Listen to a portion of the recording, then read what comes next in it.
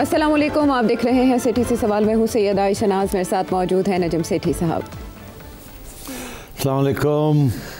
तो सेठी साहब, इस वक्त मुल्की मंजरनामे पे हस्ब मामूल वही गुफ्तगू है कि 27वीं आइनी तरमीम में क्या होने जा रहा है और कौन कौन उसको मंजूर करवाने जा रहा है। इसमें पेशरफ्त का इम्कान था कि नेशनल असम्बली, सेनेट टेबल हो जाएगी, ये मंजूर भी हो जाएगी फैसल वावडा साहब की प्रेडिक्शन के मुताबिक। लेकिन क्या हुआ कि कोई पेशरफ्त साहब भी यही कह रहे हैं कि वो भी हो जाएगा। 21-22 नवंबर के करीब की तारीख तो फैसल वावडा साहब ने दी है, जो अक्टूबर में भी पहले इसकी डेट दे चुके हैं, और उन्होंने कहा था कि मेरी सालगिरह का केक इसकी मंजूरी के बाद कटेगा, और वही हुआ जो उन्होंने कहा था। और जैसे कि आपने भी निशानदेही की थी कि ये होने जा रहा है। पिछली बार मौलाना फजलुर रहमान रेलेवेंट थे, इस बार वो रेलेवेंट नहीं है, लेकिन वो एहतजाज कर रहे हैं और मुलाकातें भी कर रहे हैं। उनका एक विजिट भी शेड्यूल्ड है जिसमें शायद वो बिलावल भुट्टो ज़रदारी साहब से भी मुलाकात कर पाएँ, अभी तक तो नहीं हो पाई। मीनवाइल वज़ीर आज़म पाकिस्तान शहबाज शरीफ साहब, जिन्होंने बहुत सी मुलाकातें की इस पर इत्तफ़ाक़ राय के लिए, वो रवाना हो चुके हैं अज़रबैजान। वहाँ 5th विक्ट्री डे की सेलिब्रेशंस में वो शिरकत करने जा रहे हैं। 2 रोज़ा उनका विज़िट है। तो इसका मतलब है अभी तो ये मामला तातुल का शिकार हो गए। कैबिनेट मीटिंग भी नहीं हो पाई। लेकिन कैबिनेट मीटिंग क्यों नहीं हो पाई, उसकी वजह है पाकिस्तान पीपल्स पार्टी, क्योंकि उन्होंने एक रेड लाइन खींच दी है, सुर्ख लकीर। बिलावल भुट्टो ज़रदारी साहब ने क्या कहते हुए ये मामला सामने रखा, वो सुनेंगे। आर्टिकल 243 में हुकूमत ने तब्दीलियां लाने का सोचा है कि वो जॉइंट चीफ स्टाफ का ओहदा है, उसका कोई नया लक़ब देना है। फिर उन्होंने स्ट्रेटेजिक कमांड का है, उसका एक नया ओहदा देना है। और जो ये हमारा फील्ड मार्शल का जो ओहदा ये अब मिला है, ये जंग की भारत को शिकस्त दिलवाने के बाद का, सिर्फ ये जो आईनी तरमीम हमारे सामने है वो पाकिस्तान पीपल्स पार्टी की सेंट्रल एग्जीक्यूटिव कमेटी ने मुझे इजाज़त दी है कि पाकिस्तान पीपल्स पार्टी इसका हमायत करे। अच्छा, जो बातें आपने कल के शो में कही कि क्या वजह हो सकती है इसकी, उसी का अहाता बिलावल भुट्टो ज़रदारी साहब करें। लेकिन मैं आपका माजी का एक तज्ज़िया सामने रखना चाहती हूँ कि जब फील्ड मार्शल ऐवान सदर गए अफवाज पाकिस्तान के सुप्रीम कमांडर सदर ममलिकत आसिफ अली ज़रदारी से मिलने, तो मैंने आपसे पूछा था कि अफ़गानिस्तान के मामले पर उन्होंने एतमाद में लिया आसिफ अली ज़रदारी साहब को, जिसके बाद ऐवान सदर से भी एक स्टेटमेंट सामने आई। आपने कहा अंदर की खबर यह है कि इसमें कुछ और मामलात पे हुई है बात। मैं आपसे ये जानना चाहती हूँ कि कैनाल्स के मामले में पाकिस्तान पीपल्स पार्टी को कोई मैसेज दिया गया हो या पैगाम पहुँचाया गया, उस पैगाम रसानी के बाद भी इस रेजिस्टेंस की क्या वजह है पाकिस्तान पीपल्स पार्टी की जानिब से? पाकिस्तान पीपल्स पार्टी एक तो लेटना नहीं चाहती, ना शहबाज शरीफ या नवाज शरीफ साहब के आगे, ना किसी और के आगे, क्योंकि उनकी भलाई इसी में है कि वो थोड़ा सा टफ एक्ट करें, बिकॉज वो सिंधी नेशनलिज्म को रिप्रेजेंट करते हैं। तो इसलिए ये एक अच्छा कार्ड होता है अपने हाथ में रखने का। पीटीआई ने आपको प्रूव करके दिया है, केपी में जो कर रहे हैं वो। मरियम भी लगी हुई है पंजाब। तो पीपल्स पार्टी क्यों ना बात करे सिंध की। तो इसलिए वो पानी के ऊपर भी इन्होंने पोजीशन ले ली, जो कि फेडरल गवर्नमेंट को पीछे हटना पड़ा, और एनएससी अवार्ड के ऊपर भी इन्होंने पोजीशन ली हुई है, पीछे नहीं हटने। तो जिस चीज़ के ऊपर वो इत्तेफाक है कि वो तो इशू कोई नहीं है। अच्छा जी, आपने कोई तब्दीली करनी है chairman joint chief of staff के ओहदे में या फील्ड मार्शल साहब के, जिसका एक इंस्टीट्यूशनल रिक्वायरमेंट है मगर कोई पॉलिटिकल इम्प्लिकेशन नहीं है, तो कोई इशू नहीं, हम कर देंगे वो। That's what he is saying. बाकी जो इश्यूज़ हैं, मेरा ख्याल है कि उसके ऊपर लेन देन करेंगे। देखिए, ये ड्यूअल नेशनैलिटी वाला issue, this is of no consequence to the establishment. Right, but उसमें तो आर्म्ड फोर्सेस के लिए और सिविल सर्विस के लिए स्पेसिफिकली तजवीज़ दी गई है ना, तो उसमें नहीं, नो ये तो अभी डिस्कशन होनी है इसके ऊपर कि किसके लिए है ये। अच्छा, यार राना सनाउल्लाह ने बताया किसके लिए, सुने। ड्यूअल नेशनैलिटी जो है ना, इसको खत्म किया जाए, ये बहस है। तजवीज़ क्या है? तजवीज़ ये है कि जो हमारी कंपल्सरी सर्विसेज हैं, यानी सिविल सर्विस है, आर्मी सर्विस है, ये सर्विसेज जो है इसमें ड्यूअल नेशनल नहीं होना चाहिए। हाँ, नहीं, मतलब that's just one point of view. और भी पॉइंट्स ऑफ व्यू हैं, ये आज का इशू नहीं है। आयशा, ये काफ़ी अरसे से आपको पता है कि ड्यूअल नेशनैलिटी के ऊपर इश्यूज चलते रहते हैं। अब एक मैं इंटरेस्टिंग बात करूँ, आप इस वक्त पीटीआई के सबसे ज़्यादा हमायती पाकिस्तान में जो ओवरसीज़ है, सारे ड्यूअल नेशनल हैं। तो ये एक किस्म की धमकी भी हो सकती है ना उनको, एक किस्म का इशारा हो सकता है कि अगर हमने आपको डिसइनफ्रेंचाइज कर दिया बिकॉज आप जिस किस्म की, तो ये बातें वहाँ अंदर हो रही हैं कि ये सब कोई किया जाए। फिर मगर प्रॉब्लम ये है कि हमारे वहाँ जो स्टेक होल्डर्स हैं उनमें से खुद बहुत से लोग ड्यूअल नेशनल्स हैं। अच्छा। तो अभी तो सिर्फ ये है ना कि आप इलेक्शन नहीं लड़ सकते, ठीक है ना, मगर आप ओहदे तो रख सकते हैं, तो ये भी इशू नहीं है। पर मेरा ख्याल है कि जब ये डिस्कस किया जाएगा तो हो सकता है इसमें कोई इंटरेस्टिंग किस्म का डायमेंशन निकाला जाए। ज़रूरी नहीं है कि ये सिर्फ एक टारगेटेड किस्म के लोगों के ऊपर ये होगा, थोड़ा सा टारगेट बड़ा भी हो सकता है इसमें। तो ये आई कांट से कि कहाँ जाएगी ये बात, मगर पीपल्स पार्टी को इसमें कोई इतराज़ नहीं होगा, उनका कोई वेस्टेड इंटरेस्ट नहीं है इसके अंदर, इस पे नहीं है, लेकिन इस पे नहीं है। हाँ। तो मुस्लिम लीग का हो सकता है, और लोगों का हो सकता है, ब्यूरोक्रेसी का हो सकता है, मिलिट्री का हो सकता है, मगर पीपल्स पार्टी का कोई ख़ास इंटरेस्ट नहीं है इसमें। तो अब आइए आप बाकी जो इश्यूज़ हैं, हाँ जी, पीपल्स पार्टी क्या करे कॉन्स्टिट्यूशनल कोर्ट के ऊपर, मेरा नहीं ख्याल, ये बिलावल तो यही कह रहे हैं ना कि जी सवाए उसके और बाकी चीज़ों के ऊपर तो प्रॉब्लम्स हैं, कॉन्स्टिट्यूशनल कोर्ट के ऊपर कोई प्रॉब्लम नहीं होगी। सबका इत्तेफाक है कि एक अलग कॉन्स्टिट्यूशनल कोर्ट होना चाहिए। वाई? वो इसलिए बिकॉज जो सारे प्रॉब्लम्स आते हैं हुकूमतों को और इस्टेब्लिशमेंट को और सियासी जमातों को इन पावर और आउट ऑफ पावर, वो कॉन्स्टिट्यूशनल इश्यूज पे आते हैं ना, फ्रीडम ऑफ स्पीच, ठीक, जजमेंट्स इन फेवर ऑफ और अगेंस्ट सर्टन लॉज जो पार्लियामेंट पास करती है एंड सो ऑन। तो आई थिंक दैट उसके ऊपर भी कोई इशू नहीं होना चाहिए, बिकॉज ये जो प्रपोजल है ना कि अलग एक कॉन्स्टिट्यूशनल कोर्ट बना लिया जाए, आई थिंक ये पास हो जाएगा। अच्छा, लेकिन इसमें ये एक जो लकूना सब देख रहे हैं वो ये कि ब्यूरोक्रेसी की तर्ज पे फिर तबादले हुआ करेंगे, जजेस के जो नहीं पसंद आया उसको कहीं भी उठा के फेंक दिया, ठीक, किसी को ऑब्जेक्शन नहीं होगा इसमें। तो ये बताएं, आप हमेशा ये कहते रहे कि अदलिया को सियासत ज़दा नहीं होना चाहिए, ये जो दो इकदामात हैं इससे गैर सियासी हो जाएगी? कोई गैर सियासी नहीं होना। सुप्रीम कोर्ट ऑफ पाकिस्तान जो मर्जी फैसले करे, जिस चीज़ के मर्जी फैसले करे, उसका क्या ताल्लुक है हुकूमत के साथ? ठीक है, कोई ऐसे छोटे मोटे इकनॉमिक इश्यूज़ के ऊपर वो कर देंगे तो वो भी चैलेंज कर देंगे जब ज़रूरत पड़ेगी गवर्नमेंट को कॉन्स्टिट्यूशनल कोर्ट के अंदर कि ये फलानी आइन ऑफ द कॉन्स्टिट्यूशन के खिलाफ है ये judgment. So government is sitting pretty, establishment is sitting pretty. अगर किसी को कोई फ़र्क पड़ता है तो वो नॉर्मल सुप्रीम कोर्ट को पड़ता है, उनके पावर्स लेके शिफ्ट कर दिए जा रहे हैं। बाकी इसके ऊपर I don't think there will be a problem. तो जुडिशल एक्टिविज्म को हम हमेशा के लिए ख़त्म समझें इसके बाद? यार तो कमाल कर रही हो तुम, अभी भी कुछ उम्मीदें रखी हुई हैं तुमने। जुडिशल एक्टिविज्म की वजह से तो हम यहाँ पहुँचे हैं, क्योंकि judicial activism is not judicial, it is political activism. Yes, चलें आयशा, खुदा का खौफ करो। खुदा के खौफ में ये बात कर रही नहीं, जुडिशल एक्टिविज्म जो थी उसको मकसद ये था ना कि हम इंसाफ देंगे। हाँ। जुडिशल एक्टिविज्म वाज कि हम इस्टेब्लिशमेंट की रिट नहीं मानते, गवर्नमेंट की रिट नहीं मानते, हम तो आज़ाद हैं और आज़ाद इंडिपेंडेंट फैसले देंगे जिससे इंसाफ मिलेगा। वो तो हुआ ही नहीं ना। लॉयर्स मूवमेंट के बाद तो उल्टा हो गया ना सारा कुछ। जजेस ने तो अपना ख्याल किया और किसी का तो ख्याल ही नहीं किया, और मिल गए फिर जाके इस्टेब्लिशमेंट के साथ उस वक्त की और सियासी जमातों के साथ मिल गए जाके।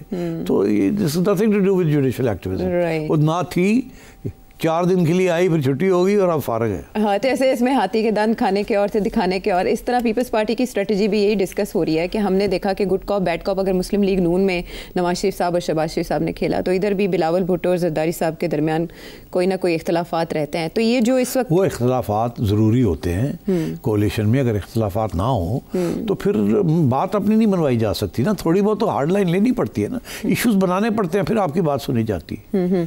तो आपके ख्याल में इस वक्त रियली पीपल्स पार्टी के अंदर भी कोई डिवाइड हो सकती है इस मामले पे, या ये पब्लिक कंजम्पशन के लिए ये बातें की जाए? पीपल्स पार्टी के अंदर कभी भी कोई डिवाइड नहीं हुई। Peoples Party is run by Asif Zardari, full stop. Peoples Party is monolithic. जब मोहतरमा थी तो वो चलाती थी, अब आसिफ जरदारी साहब चलाते हैं, मगर वो बिलावल भुट्टो की ट्रेनिंग हो रही है, और जब उनको ज़रूरत पड़ती है तो बिलावल भुट्टो से कोई डिफरेंट बयान दिलवा देते हैं। अच्छा। ताकि लगे ऐसे कि यार हम में भी इतना आसान नहीं है, मुझे भी लोगों को साथ लेके चलना पड़ेगा। तो this is also part of the game, good cop bad cop. Muslim League Noon के अंदर गुड कॉप बैड कॉप नहीं है, एक ही कॉप है। अब है, वरना नवाज शरीफ साहब से मुतालबा किया जा रहा है कि इस मामले को लेकर वो भी कोई बयान दें। नहीं, वो नहीं देंगे, वो मुकम्मल खामोशी इख्तियार करके अलहदा हो चुके हैं पॉलिटिक्स से। अलहदा नहीं हुए, मगर बयानबाजी नहीं करते। Wants let's Maryam do Punjab and let's Shahbaz Sharif अब्दू इस्लामाबाद। सो मरियम नवाज शरीफ साहिबा का क्या मौक़िफ़ होगा एनएफसी के मामले पर? वो तो बिल्कुल तैयार है, ऑन बोर्ड है। इसलिए एनएफसी है क्या यार, ये इतना शोर पड़ा सूबों के दरमियान वसाइल की तकसीम का फार्मूला। नहीं ये ऊपर से ये कहा जा रहा है कि सूबों के दरमियान इशू है, सूबे कमज़ोर हो जाएंगे, सूबे को स्ट्रॉन्ग रखना है, फेडरलिज्म का तकाजा है कि फेडरेटिंग यूनिट्स जो हैं वो ऑटोनमस हों, ये सारी बातें हैं ना। एक्चुअली बात कुछ और है कि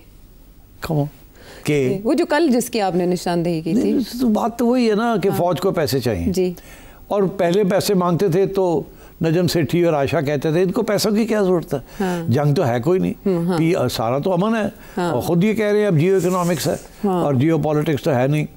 मगर जब इंडिया ने ये हरकत की तो उसके बाद तो नजम सेठी और आशा भी ये कहते हैं, चुप हो गए हम तो चुप हो गए, हम कह रहे यार गलत तो सही है, ठीक है ना। वो तो उधर ऑपरेशन सिंदूर जारी रखे, अगर नजम सेठी और आशा ये कह रहे हैं कि जी पैसे दो इन्होंने, ठीक है जी, इन्होंने हथियार चाहिए देने, नहीं तो कोई इंडिया बैठा है और उधर अफगानिस्तान भी गड़बड़ कर रहा है, तो देने पड़ेंगे ना, कोई पाकिस्तानी ना नहीं करेगा इसको, और पीपल्स पार्टी को भी देने पड़ेंगे अपना हिस्सा। अच्छा, उनका ये है कि एनएफसी अवार्ड जो है ना कि इतने % हमें मिलना है, इतने % उसको मिलना है, इतने % उसको मिलना है, इसको मत हिलाएं। अच्छा, इसको this is cast in stone, ये पक्का है।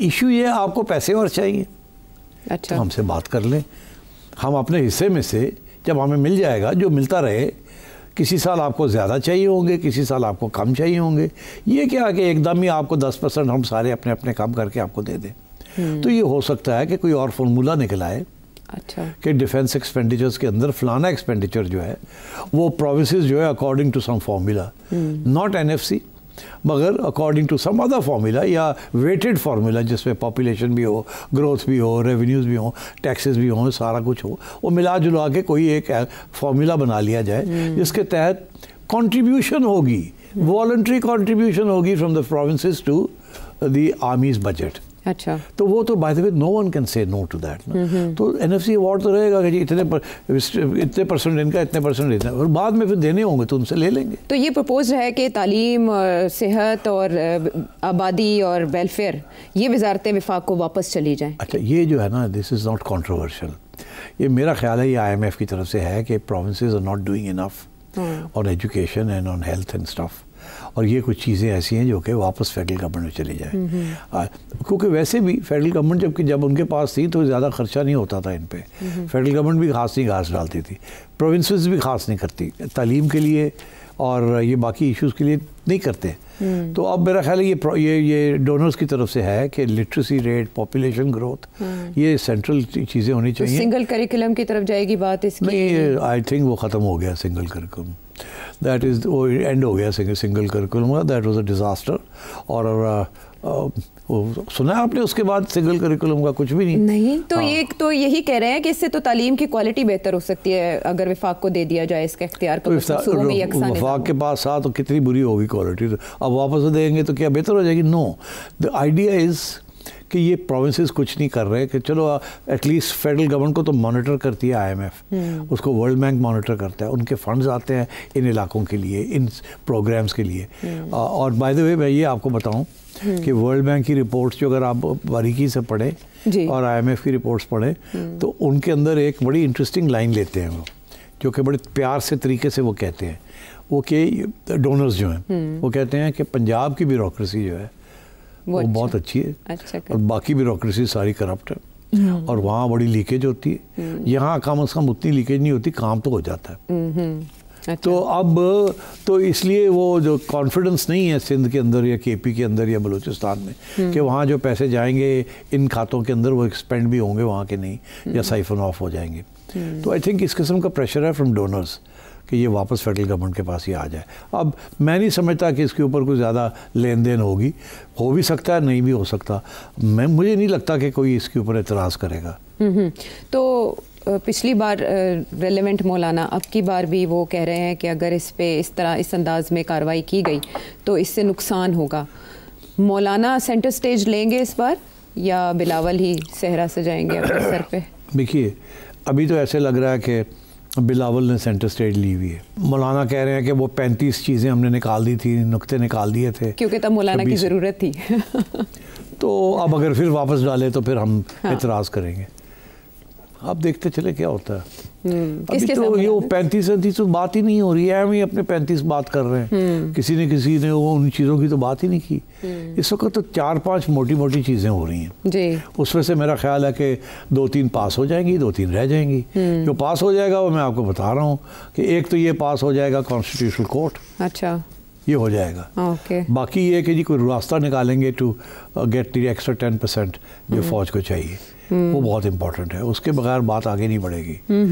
बाकी क्या है, बाकी डुअल नेशनैलिटी, लोकल गवर्नमेंट, इसके ऊपर कुछ लेन देन हो जाएगी, क्योंकि देखिए ना लोकल गवर्नमेंट तो कब से अदालतों के ऑर्डर्स हैं। हाँ बिल्कुल, अदालतों ने करवाए इलेक्शंस या परवेज मुशर्रफ साहब ने उसको, तो कोई नहीं, ये प्रोविंसेस नहीं करते ना।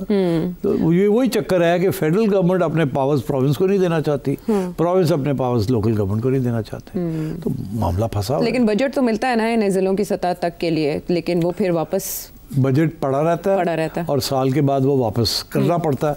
कुछ दे देते हैं, कुछ लेके फिर भी बैठे रहते हैं, छुपा के रखते हैं मुख्तलिफ अकाउंट्स के अंदर। वो IMF ने कहा कि हमें बताओ तो सही पंजाब के पास कितने अकाउंट्स हैं जहाँ छुपा के रखे हुए पैसे, क्योंकि आपने खर्च तो किए नहीं है और वहाँ सूद लेते रहते हैं उसके ऊपर। तो देखे ना, ये फिर कुछ पॉइंट्स तो इसमें बाकी रैशनल है। लेकिन मौलाना फजलुर रहमान ये कह रहे हैं कि अगर मदरसा को, लास्ट टाइम जो उनका एतराज़ था कि मदरसा को मिनिस्ट्री ऑफ एजुकेशन के ताबे हम नहीं होने देंगे, तो अब की बार ये भी होता देख रहे हैं आप? नहीं, ये इशू नहीं बनेगा। ये इशू नहीं बनेगा, ये इशू नहीं है। ओके, इसमें नहीं आएगा 27वीं आईनी तरमीम में ना ये मामला डिस्कस। नहीं, इसको छेड़ेंगे नहीं, कभी नहीं। क्यों छेड़ेंगे इसको? ठीक, डोंट फॉरगेट, सबसे क्रिटिकल चीज, सबसे critical is the need for a constitutional court जिसके अंदर कोई कंट्रोवर्सी ना हो जी, सेट हो, जो गवर्नमेंट की पोजीशन है उसको अपहोल्ड करे या जो एस्टैब्लिशमेंट की पोजीशन है उसको अपहोल्ड करे। इसीलिए इसको अलग किया गया। अच्छा। और ये जो डिबेट्स चल रही हैं इनके अंदर अंदर ये खत्म हो जाए। लेकिन नज़ीर तो अमेरिकी निज़ाम की दी जा रही है, अमेरिकी सुप्रीम कोर्ट की दी जा रही है कि तो दी जा रही है तो ठीक है, अमेरिकी सुप्रीम कोर्ट का वहाँ का सिस्टम बहुत फ़र्क है, बट देने से क्या फ़र्क पड़ता है, ठीक है, आइडियल मिसाल। हाँ। नहीं देखिए, अमेरिकी सुप्रीम कोर्ट भी बड़ा इंटरेस्टिंग है, अब है तो वो कॉन्स्टिट्यूशनल, मगर वहाँ प्रेसिडेंट ऑफ यूनाइटेड स्टेट्स का बड़ा रोल है कि वहाँ कौन बैठता है और कौन नहीं बैठता। जैसे ही कोई जज एक रिटायर, वहाँ बाय द वे सिचुएशन ये है कि you don't have a fix tenure, ये नहीं है कि 3 साल के लिए आए हैं, 4 साल के लिए आए, मगर वहाँ मौका मिल जाता है, एक आध बंदा मर जाता है या बीमार होकर रिटायर हो भाग चला जाता है, तो फिर president of the United states जो है वो अपॉइंट करता है और वो हमेशा उस किस्म के जज को अपॉइंट करता है जो कि उसकी सियासी जमात की आइडियोलॉजी के साथ के करीब हो। So the American executive has a input into the constitutional court. हाँ, तो इस और उसमें कभी यही होता है कि रिपब्लिकन जजेस जो हैं वो ज़्यादा मेजॉरिटी में होते हैं, कंजर्वेटिव एंड डेमोक्रेट्स का, बट एक कभी ऐसे भी हुआ कि डेमोक्रेटिक जजेस जो हैं वो मौका ऐसा बन गया कि वो डेमोक्रेटिक प्रेसिडेंट था तो उसने अपॉइंट कर दिए, मगर यहाँ ऐसे नहीं है ना। यहाँ तो अब तो उन्होंने सिस्टम ही बना दिया है कि जी जो आएगा जो जाएगा वो जुडिशल कमीशन के जरिए ही सारा कुछ होगा। 27वीं आईनी तरमीम के पसे पर्दा क्या तब्दीलियाँ हैं, मंजरनामा क्या बन सकता है, आपको आइडिया तो हो गया होगा। और कहाँ क्या हो रहा है, मामलात टेबल पर हैं तो किसका एतराज़ क्या है, ब्रेक के बाद आके बात करेंगे।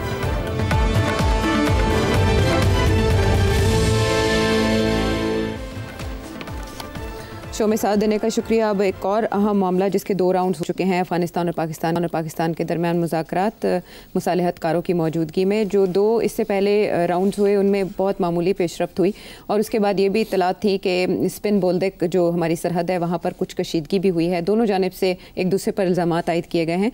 लेकिन अफ़गानिस्तान की सिचुएशन के हवाले से एक सवाल भी व्यूअर ने आपसे किया है। चूनिया से सज्जाद क्या जानना चाहते हैं? पाकिस्तान अपना बॉर्डर अफ़गानिस्तान के साथ सिक्योर क्यों नहीं कर लेता ताकि ये TTP वाले वहाँ से या BLA वाले वहाँ से एंटर ही ना हो। ये अगर सरहद 2641 किलोमीटर है तो हर 500 मीटर के फासले पे एक छोटी चौकी बनाई जाए जिसके अंदर 2-3 फौजी हों और उनको नाइट विजन स्नाइपर्स इस तरह की चीज़ उनके पास हो और वो तकरीबन आधा किलोमीटर का फासला वो कवर करें। इस तरह तकरीबन कोई 10-12 हज़ार चौकियाँ बनेंगी और इस बॉर्डर को एक तो फेंस लगा के कवर कर देना चाहिए, और दूसरा ये कि वहाँ पे थोड़े थोड़े फासले पे 3-4 फौजियों की एक चौकी बनी हो और वो इसको क्लोजली मॉनिटर करें और वहाँ से एंट्रेंस होने ही ना दे। और दूसरी बात ये है कि ये जो फौज के जवान शहीद होते हैं, हमने अक्सर वीडियोस देखी हैं, उनको वो हाई एक्स टोयोटा दिया होता है, तो वो उनको बुलेट प्रूफ गाड़ियाँ क्यों नहीं दी जाती वहाँ पे कि वो इस तरह के जो अटैक्स उनके ऊपर BLA या TTP करती है तो उससे वो बचें। अच्छा, उन्होंने हमेशा के लिए मसला ख़त्म करने को कहा। जी जी। अब आप चाहेंगे कि मैं बात करूं वो वहाँ क्या हो रहा है? हाँ, वो कह रहे हैं कि मसले का यही हल नज़र आ रहा है, तो ये कर लें। अच्छा, अब बड़ी इंटरेस्टिंग आपने बातें की हैं, मगर मेरी रिक्वेस्ट आपसे ये है कि हम लोगों को मिलिट्री टैक्टिक्स और मिलिट्री स्ट्रेटजी के ऊपर ज़रा बरेज करना चाहिए कि 10,000 बना दिए जाएं पोस्ट्स और 4-4 फौजी उसमें डाल दिए जाएं और उनको बुलेट प्रूफ गाड़ियाँ इधर दे दी जाएं और ऐसी बातें। ये I think this is a complicated matters. तो बेहतर ये है कि हम इसके ऊपर तबसरा ना ही करें तो अच्छा है। हमें क्या पता क्या कंसिडरेशंस हैं इन चीज़ों के पीछे। They are better position to talk about these things and take precautions. मगर जो बात असली बात है जो कि आपने रेज़ की है वो ये है कि हम कहते तो रह गए कि ये बॉर्डर है, मगर अफगानिस्तान कहता रह गया हम नहीं मानते इस को। तो ये काफ़ी अरसे से ये तजवीज़ चल रही थी कि अगर बॉर्डर ही बनाना था तो फेंस कर देते, और ये आपकी वाली है जो बात है रिक्विजिट नंबर जो ज़रूरत थी उस किस्म की वहाँ क्रॉसिंग्स रखते या वहाँ चौकियाँ बना देते और उनको प्रोटेक्शन मिलती and so on and so fourth, ताकि ये फिर सील ही हो जाता और इतना आसान ना होता टू क्रॉस इट। तो ये बाय द वे बड़ी एक आपको इंटरेस्टिंग बात बताऊँ। वो बात ये है कि जिसका ज़िक्र ये जो टॉक्स हो रही हैं उसके अंदर भी आएगा और आता होगा।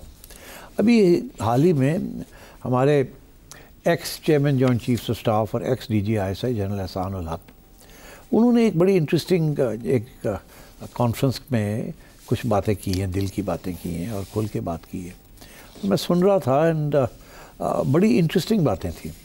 उनमें से मैं आपको 2 छोटे पॉइंट्स सुन के बताता हूँ and I think they are well worth considering. एक तो ये कि he was in a very important position as DG ISI Musharraf साहब के ज़माने में, and then also he was in a very important position as chairman joint chiefs of staff. तो और उससे पहले भी 80s में जनरल ज़ियाउल हक के ज़माने में he served as a major, but as a major in charge of a committee जिसका ताल्लुक़ अफ़गानिस्तान के साथ था एंड सो ऑन। तो very knowledgeable gentleman and very responsible gentleman, और उन्होंने खुल के आप पहली दफ़ा इस किस्म की बातें की हैं। आई थिंक अच्छा है कि उन्होंने ये बात की है। वो क्या कहते हैं? वो ये कहते हैं कि ये इशू जो है कब से उनका अपना मौक़िफ़ यही था कि फेंसिंग करके इसको ख़त्म ही कर दिया जाए इस मसले को, एक बात। और कहते हैं कि जब भी ये इशू खड़ा होता था तो कुछ लोग एक बात करते थे, कुछ दूसरी बात करते थे, और कुछ लोग बड़ा महंगा है, पैसे कहाँ से आएंगे। और जब ये कहते थे यार कोई फीजिबिलिटी तो बनाओ, ये बताओ तो सही कितना है, कैसे है, may be over a period of time हम कर सकें, but nobody took this suggestion seriously. And आज तक भी बातें होती हैं बट सेक्शंस में शायद हुआ है बट नॉट रियली। तो दूसरी तरफ उन्होंने एक और बड़ी इंटरेस्टिंग बात कही। उन्होंने कहा कि जब भी उनकी इनफॉर्मल डिस्कशंस होती थी with Afghans, especially northern alliance वाले Afghans and some Pashtuns also, जो कि ऑफ द रिकॉर्ड कुछ बातें करते थे, वो कहते थे कि जी आपको क्या कहते थे, हम तो हमेशा यही कहते हैं यार और ड्यूरेंट लाइन को एक्सेप्ट करो ताकि ये मसला ख़त्म हो। तो वो आगे से बेसिकली क्या कहते थे कि ये क्या मसला है आपका ड्यूरेंट लाइन का, आप छोड़ देना इस बात को। ड्यूरेंट लाइन एक बनी तो हुई है ना, अगर ना बनी होती तो बॉर्डर पे ऊपर ये क्रॉसिंग तो ना होती, आपकी तरफ भी पासपोर्ट कंट्रोल, हमारी तरफ भी पासपोर्ट कंट्रोल। या तो ये होता कि आप अपनी तरफ पासपोर्ट कंट्रोल करते, हम ना करते। हम कहते हैं भी हमारी तरफ से तो ये लाइन है ही नहीं, जो आए जो मर्जी आए, जो मर्जी जाए। मगर हमने भी तो किए हुए ना ये passport controls and so on. तो डिफैक्टो हकीकत में तो पहचानते हैं ना हम। तो अगर हम कहते हैं कि नहीं वो हमारा एक हिस्टोरिकल स्टांस है, हमारी एक नेशनलिज्म है, हमारा एक बयानिया है, तो आपको क्या तकलीफ़ है इसके ऊपर? अच्छा, तो आप छोड़ दें इस बात को, नाइदर है नो देयर। और कभी कभी उनके लोग भी आके यहाँ बातें करते थे, कहते थे वो हमारी कंस्टिट्यूंसी है, हमें करना पड़ता है इस किस्म की बात, मगर इसका ये मतलब नहीं है कि दिस इज़ अ प्रॉब्लम और आप लोग क्यों इसको प्रॉब्लम बनाते हैं। तो that was a very interesting revelation जो जनरल साहब ने की। अच्छा, अब बात यह है कि आज भी जो बात हो रही है टर्की के अंदर, वो यही है कि जी ये ड्यूरेंट लाइन को एक्सेप्ट करें आप, वो कहते हैं हम नहीं करते। वो तो इसका ये मतलब है कि नॉर्दर्न अलायंस की गवर्नमेंट हो, करज़ई की गवर्नमेंट हो, गनी की गवर्नमेंट हो, कम्युनिस्ट की गवर्नमेंट हो या तालिबान की गवर्नमेंट हो, ये कंसीड करने के लिए कोई तैयार नहीं है। तो यार फॉरगेट इट, डी फैक्टो तो we know what the position is. तो रियल इशू क्या है?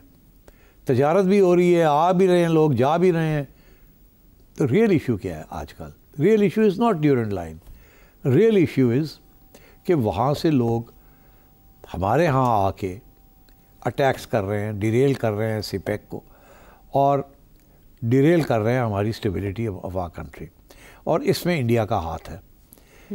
ये है रियल इशू। अब अगर ये रियल इशू है तो इसके ऊपर फोकस किया जाए rather than the Durand line. अच्छा, तो एक तो ये, दूसरी चीज़ ये है कि अफ़गान इस वक्त तैयार नहीं है, they are not ready to stop the TTP। उसकी वजह यह है कि वो खुद खौफजदा हैं कि हमारे साथ क्या होगा अगर TTP फारग हो गई तो फिर हमारे ख़िलाफ़ ना खड़े हो जाए। मगर साथ साथ ये भी है कि पाकिस्तान को अपनी लेवरेज रखने के लिए पाकिस्तान के साथ, ताकि ये हमें डोमिनेट ना कर सकें, ये हमें ब्लैकमेल ना कर सकें, ये हमें धमकी ना दे सकें और ये हमें तंग ना करें, तो हमें भी कुछ लेवरेज रखनी चाहिए। प्रॉब्लम ये हो गया कि वो लेवरेज जो है वो इतनी ख़तरनाक हो गई है अब कि it is creating real problems for Pakistan. तो इसलिए आई थिंक आपने अभी जिक्र खुद ही किया आयशा कि साथ साथ झड़पें भी हो रही हैं, और मैं समझता हूँ ये चलेगा, ये रुकेगा नहीं, ये बातें फेल हो जाएंगी।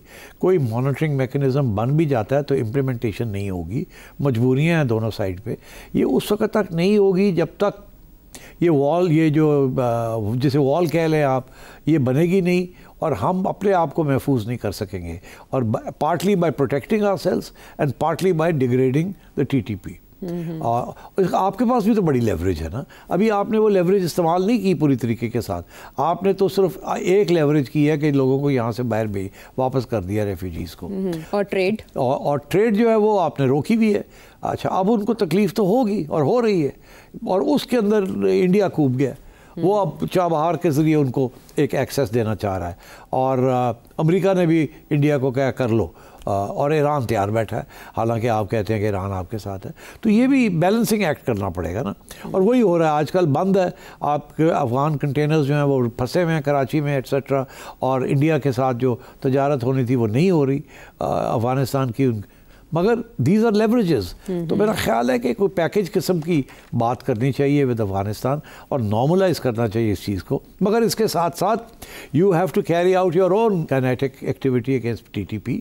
मगर लास्ट बट नॉट लीस्ट, देखिए आपने जिस किस्म के आप इंटेलिजेंस बेस्ड ऑपरेशंस कर रहे हैं ना, बेहतर ये होता कि आप कोई ऐसा सिस्टम करते जिसके साथ लोकल जिरगे जो हैं उनको एम्पावर किया जाता, and they would have tackled ये जो घुस बैठी है, कि along with intelligence based operations आप वहाँ की जो लोकल पॉपुलेशन है वो अपने साथ लें। उसके बगैर आप ये नहीं कर सकेंगे, जितने मर्जी आप इंटेलिजेंस बेस्ड ऑपरेशंस करें, because the tribes are mix like this. Loyalty is to tribes not to the state. यही तो ट्राइबल सोसाइटी होती है। उनकी पहली लॉयल्टी रियासत की तरफ नहीं होती, उनकी पहली लॉयल्टी टू देयर ट्राइब होती है। और अभी वो सारे इलाके जो हैं, they are all tribal areas.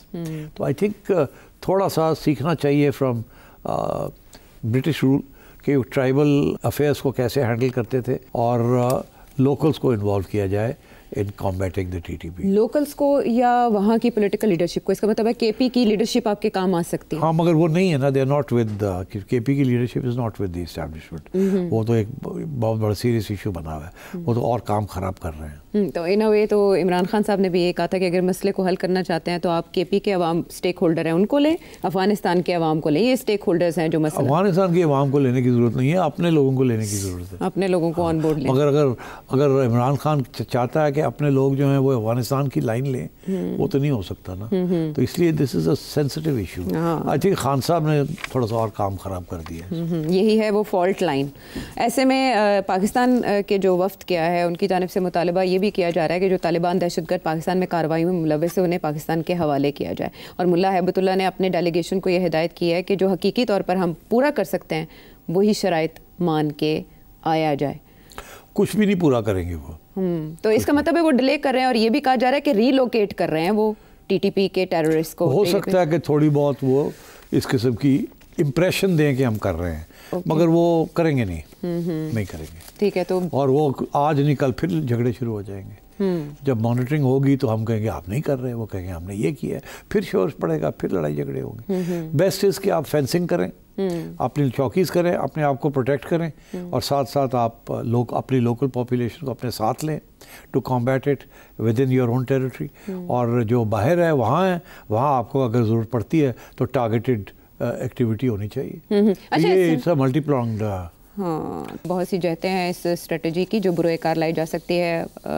यह है बहुत अहम मामला और उन टॉक्स से हैं जो एक अरसे से चल रही हैं और ज़ाहिर है इसका थर्ड राउंड है। देखते हैं इसका आउटकम। वापस आते हैं ब्रेक के बाद।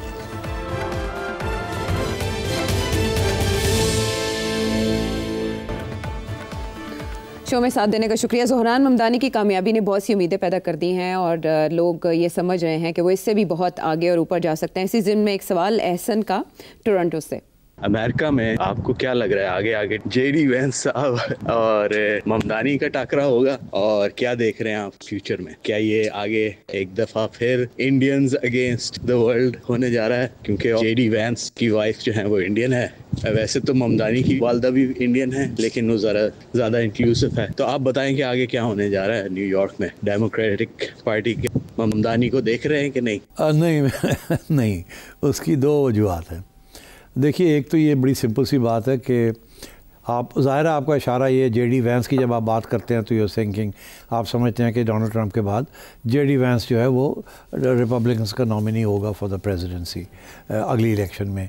तो पहली बात तो ये है कि मैं समझता हूँ कि रिपब्लिकन्स जिसको भी मर्ज़ी खड़ा करें there will have no chance of winning the next election. ये मैंने अब इसके रीजंस हर प्रोग्राम में आपको मैं कहता हूँ कि अमेरिका इज़ चेंजिंग और रिपब्लिकन्स आर आउट। जिस किस्म की वो पॉलिसीज़ लेके चल रहे हैं, they are not going to work. Democrats will only succeed अगर वो अपनी तब्दीलियाँ करें। मगर ममदानी ने जिस तरीके से हैंडल किया है, ऑलरेडी आप देखें थोड़ी सी स्विंग हो रही है टुवर्ड्स द रिपब्लिकन्स। ये जो इलेक्शंस आ रहे हैं आगे मिड टर्म में, आप देख लीजिएगा Republicans will be defeated and more Democrats will come into Congress. तो एक तो ये। दूसरी चीज़ ये है कि so JD Vance is not a threat, number one. Number two Mamdani will not, वो प्रेसिडेंसी के लिए नहीं स्टैंड कर सकते। टेक्निकल रीज़न है वो, he is not born in America. वहाँ का जो प्रेसिडेंट है उसकी कंडीशन ये है, he has to be born in America. Mamdani sahab तो 2018 में ही formally was became naturalise citizen. He was not born in America. Presidency for that you need to have been born in America. तो वो technically he will be knocked out. बाकी I think he will be judged on the basis of his performance as mayor of न्यूयॉर्क। York by the way बहुत से challenges हैं उनके लिए। Let's see कितनी मैच्योरिटी है। एक अच्छी चीज़ है कि जो डेमोक्रेटिक कैंडिडेट है कोमो साहब, वो उन्होंने डिफीट एक्सेप्ट कर ली और नॉट ओनली दैट उन्होंने कंसीड किया कि let us all work together to make New York the great city that it is. और अगर डेमोक्रेट्स की तरफ से सपोर्ट मिलता है ममदानी साहब को तो then I think he has a good chance of success. Unfortunately Democratic millionaires और बिलियनियर्स ने उसको सपोर्ट नहीं किया, बट मे बी अगर वो अपना थोड़ा सा एजेंडा जो है वो उसको थोड़ा सा ठीक कर लेते हैं, इतना एंटी कैपिटलिस्ट और एंटी एस्टैब्लिशमेंट एजेंडा को थोड़ा सा डाइल्यूट कर ले without diluting the pro people agenda, तो मेरा ख्याल है कि ही has a good chance. But बहुत से चैलेंजेस हैं, हर किस्म की कोशिश की जाएगी उनको फेल करने की। यू डोंट फॉरगेट के मे बी 10-15 ईयर्स अगो एक और कैंडिडेट थे, मुझे उनका नाम नहीं याद आ रहा, जो कि इसी किस्म के एजेंडे के साथ आए थे, but he was defeated by the establishment New York lobby. Mamdani has been helped because इतने साल में बहुत कुछ फ़र्क हुआ है। जेनजी और मिलेनियल की generation and the Israel factor and the genocide factor have all contributed to Mamdani's rise. इसने ममदानी साहब ने पहचान लिया है कि इस वक्त पल्स पे क्या चाहिए and he is exploited that. So timing बहुत अच्छी है इनकी। तो वो दूसरी तरफ प्रेसिडेंट ट्रम्प भी कह रहे हैं कि उन्हें अच्छा सलूक करना पड़ेगा ममदानी साहब को उनके साथ, और साथ ही वो ऐलान करें अब्राहम अकॉर्ड्स में एक और मुल्क की शमूलियत की, काज़ाकिस्तान। ये किस बात का इशारा है? ये वो सब 5 के 5 को बुलाया हुआ है डोनाल्ड ट्रंप ने अपने पास। वो आए हुए हैं सारे, Uzbekistan, Tajikistan, Kazakhstan and the others, Turkmenistan. तो वो उनको ये कह रहा है कि क्या कह रहा है, एक तो यही जाहिर है, यही कह रहा है कि वो इजराइल को रिकग्नाइज़ करें। इनमें से एक दो ने तो ऑलरेडी इनके डिप्लोमेटिक रिलेशंस हैं, कज़ाकिस्तान के फॉर एग्जांपल डिप्लोमेटिक रिलेशंस हैं। अब वो उसका ये कहना कि जी हम अब्राहम अकॉर्ड्स में जा रहे हैं तो इट्स नो बिग डील, तो और पहले ही से ही वो तो they are on board, that's not. मगर ट्रंप ने उसको बहुत बड़ा अनाउंसमेंट की है, जैसे कि बहुत बड़ी अचीवमेंट है, एक और आ गया है, 4 की जगह पे 5 हो गए। That's not a big deal. ये वहाँ क्या कर रहा है, ये वहाँ गया है बिकॉज रूस और चाइना वहाँ बड़े एम्बेडेड हैं, बोथ पोलिटिकली एंड इकोनॉमिकली। ये सेंट्रल एशियन स्टेट्स, इनका ताल्लुक हमें हिस्टोरिकली रशिया के साथ रहा है, they were once part of Russia and of the Soviet Union. और अब चाइना ने बहुत से इनरोड्स किए हैं रोड एंड बेल्ट इनिशिएटिव का। सीपैक इधर से जा रहा है, ऊपर से एक और रूट वो ले जा रहे हैं और ऑलमोस्ट सक्सीड हो गया। रेल तो पहुँच ही गई है from China into Iran, Europe की तरफ जा रहे हैं, और वहाँ से भी एक ईरान की तरफ और एक ऊपर रूस की तरफ से to Europe. So they are making these. मगर अमेरिका को चाहिए gold, copper and rare earth and uranium, और उसकी वजह से अमेरिका भी सोच रहा है कि इनको किसी तरीके से एक डील की जाए जिसमें से हमें माइनिंग राइट्स मिल जाएं और इनको हमें कन्विंस करें कि आप अमेरिका के अंदर इन्वेस्टमेंट्स करें। तो ये डिस्कशंस हो रही हैं वहाँ। एक बात बताने की ज़रूरत है कि अमेरिका के सारे न्यूक्लियर पावर प्लांट्स जो है ना, बहुत सी इलेक्ट्रिसिटी पावर प्रोड्यूस होता है bye nuclear power plants. Nuclear power plants को यूरेनियम की ज़रूरत होती है, और कज़ाकिस्तान जो है वो दुनिया की 40% of the global supply of uranium, commercial uranium जो है वो कज़ाकिस्तान सप्लाई करता है, एंड 10% जो है वो बाकी सेंट्रल एशिया के जो लोग हैं वो करते हैं, उज़्बेकिस्तान। तो एक तो ये उसका इंटरेस्ट है कि ये अपनी यूरेनियम सप्लाई जो है इसको सिक्योर किया जाए, इसके साथ साथ copper and gold. So that is partly one of the reasons Y ये वहाँ पहुँच रहे हैं। सबसे जो असली रीज़न है जो कि लॉन्ग टर्म है वो ये है रेयर अर्थ। अमेरिका, बुरी हालत है अमेरिका की, वो इतना खौफज़दा है कि उसकी सारी जो ग्रोथ है जो कि बेस्ड ऑन टेक्नोलॉजी है, it's all dependent on rare earth minerals. वो चाइना ने 1 साल के लिए तो अब ओके कर दिया है, मगर वो किसी वक्त भी खींच सकता है हाथ, और अमेरिका डेस्परेट है कि अल्टरनेटिव सप्लाईज़, इसीलिए वो पाकिस्तान में भी इन्वेस्टमेंट करवा रहा है प्राइवेट सेक्टर से, और सेंट्रल एशिया में भी करवाएंगे, अपने यहाँ भी वो फैसिलिटीज़ क्रिएट करेंगे। वो रेयर अर्थ तो है मगर प्रोसेसिंग के लिए प्रॉब्लम्स हैं, और and it's a very polluting environment if you use coal and stuff like that. तो इसलिए मेरा ख्याल है ये म्यूचुअल किस्म की इकोनॉमिक बेनिफिट्स की तरफ जा रहे हैं, प्लस ऑल्सो कि रशिया और चाइना को थोड़ा सा रोका जाए from completely sweeping over the resources end of central Asia, oil, wheat, rare earth, uranium and so on. अच्छा सिट साहब, Marco Rubio and Steve Witkoff, president Trump की टीम बहुत एक्टिव है अब्राहम अकॉर्ड्स के सिलसिले में, और 18 नवंबर को एक्सपेक्टेड है कि मोहम्मद बिन सलमान क्राउन प्रिंस वो विजिट कर रहे हैं यूएस का। वो उनके हवाले से प्रेसिडेंट ट्रंप काफ़ी मुस्तरब रहे हैं और वो कहते रहे हैं कि सऊदी अरेबिया ज्वाइन करे। क्या अनाउंसमेंट आ सकती है? Not sooner. जब तक इसराइल का वाला मामला है ना, इस वक्त फंसा हुआ है ना, ये जो फोर्स बनानी है, जी, उसकी क्या स्टेबलाइजेशन वो यूएन के ज़रिए आएगी कि नहीं आएगी। और अब इसहाक डार साहब ने एक ऐसी बात कर दी है जो कि जिसको रेजिस्ट करना बड़ा मुश्किल हो जाएगा। वो ये कहते हैं कि ये पहले तो हमें ये बताया जाए कि हमारी हैसियत क्या होगी, नंबर 1। नंबर 2 ये है कि हम चले जाते हैं वहाँ और रिकन्स्ट्रक्शन शुरू हो जाती है और हमसे पैसे ले लिए जाते हैं और सारा गाज़ा को रीबिल्ड हम कर देते हैं और कल को फिर इजराइल जो है वो बम्बार्डमेंट करके वहाँ से फ़लस्तीनियन को निकाल दे, तो फिर क्या होगा? तो हमें कोई गारंटीज तो मिलनी चाहिए कि ये नहीं होगा। तो आई थिंक इसमें अभी इश्यूज़ बनेंगे और मेरा ख्याल है अमेरिका को पता है इस बात का और वो सऊदी अरेबिया को थोड़ा सा टाइट करना चाहता है कि आप पाकिस्तान और टर्की वगैरह को कंट्रोल में रखें।